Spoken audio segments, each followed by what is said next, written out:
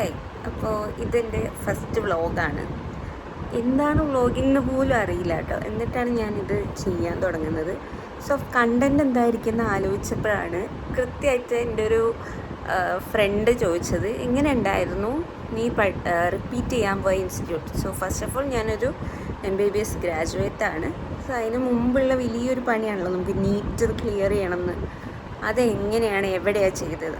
ഞാൻ പഠിച്ച ഇൻസ്റ്റിറ്റ്യൂട്ടിൽ ഒരിക്കലും ഞാൻ റെക്കമെൻഡ് ചെയ്യില്ല. പക്ഷെ അത് ആ ഇൻസ്റ്റിറ്റ്യൂട്ടിൻ്റെ പേര് ഇവിടെ പറഞ്ഞ് അവരെ മോശമാക്കുക അങ്ങനെയില്ല. ബട്ട് എനിക്കുണ്ടായിരുന്ന ഏറ്റവും വലിയ എന്താ പറയുക, പീഡനം എന്നൊക്കെ പറഞ്ഞു കഴിഞ്ഞാൽ, രാത്രി സ്വിച്ച് ഇട്ട പോലെ 11 മണിക്ക് കിടക്കുക, രാവിലെ സ്വിച്ച് ഇട്ട പോലെ 5 മണിക്ക് എണീക്കുക. അഫ്കോഴ്സ് പാർട്ട് ഓഫ് ഡിസിപ്ലിൻ ആണ്. പക്ഷേ എൻ്റെ വീട്ടിൽ നിന്ന് എൻ്റെ ബ്രദർ വന്നിട്ട് പോലും അവിടെ ഉണ്ടായിരുന്ന ഒരു മെൻറ്റർ ഉണ്ടാവില്ലേ, ആ മെൻറ്റർ എൻ്റെ ബ്രദറിനോട് how can he say that, അവൻ എനിക്ക് എന്താ പറയുക സ്വെറ്റർ വാങ്ങിക്കൊണ്ട് വന്നു. അവിടെ ഭയങ്കര തണുപ്പാണ്, എന്താ പറയുക ഹോസ്റ്റലിൻ്റെ മുകളിലൊക്കെ ആയിരുന്നു പഠിക്കാനുള്ളത്. So it's A open place. അപ്പോൾ അത്രയും തണുപ്പത്ത് ഇരിക്കുമ്പോൾ ഓഫ്കോഴ്സ് എനിക്ക് വയ്യാതെ ആവും. അപ്പോൾ അത് പ്രിവെൻറ്റ് ചെയ്യാൻ സ്വെറ്റർ കൊണ്ടുവന്ന് തന്ന എൻ്റെ ബ്രദറിനോട് അയാൾ പറഞ്ഞത് എന്താണെന്ന് വെച്ചാൽ, വേഗം വിട്ടോ വീട്ടിലേക്ക്, ഇപ്പോൾ പോയാൽ അവിടെ എത്തും, രാത്രി ആകുമ്പോഴേക്കും എത്തുന്നു. എന്നെ കാണാൻ പോലും അയാൾ സമ്മതിച്ചില്ല.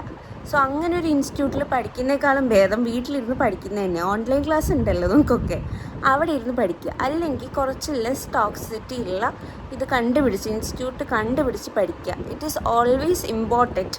നിങ്ങളുടെ മെൻ്റൽ ഹെൽത്ത് ഓൾവേസ് ഇമ്പോർട്ടൻ്റ് ആണ്.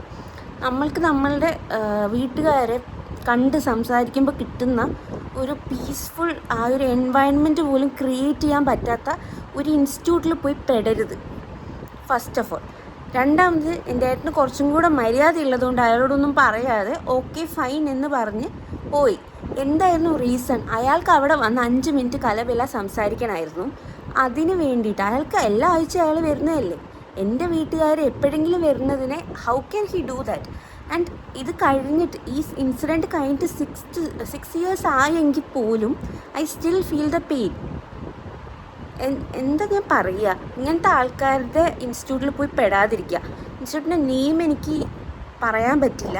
അഫ്കോഴ്സ് അത് ചിലപ്പോൾ അത് പ്രശ്നമായേക്കാം. പക്ഷേ നിങ്ങളൊന്ന് അന്വേഷിക്കുക, പണ്ട് പഠിച്ച ആൾക്കാർ ഒന്ന് അന്വേഷിക്കുക, ഇങ്ങനെയാണോ, ഹോസ്റ്റൽ എങ്ങനെയുണ്ട്, അതോ ഡേ സ്കോളർ ആവുന്നതാണോ നല്ലത്, അവിടെ തന്നെ പഠിക്കണോ, വേറെ ഇൻസ്റ്റിറ്റ്യൂട്ട് വേറെ ഫെസിലിറ്റീസ് ഉണ്ടോ എന്ന് അന്വേഷിക്കുക. ഡിസിപ്ലിൻ ആവശ്യമാണ്, പക്ഷെ ഇത് ഇത്തിരി കൂടിപ്പോയി.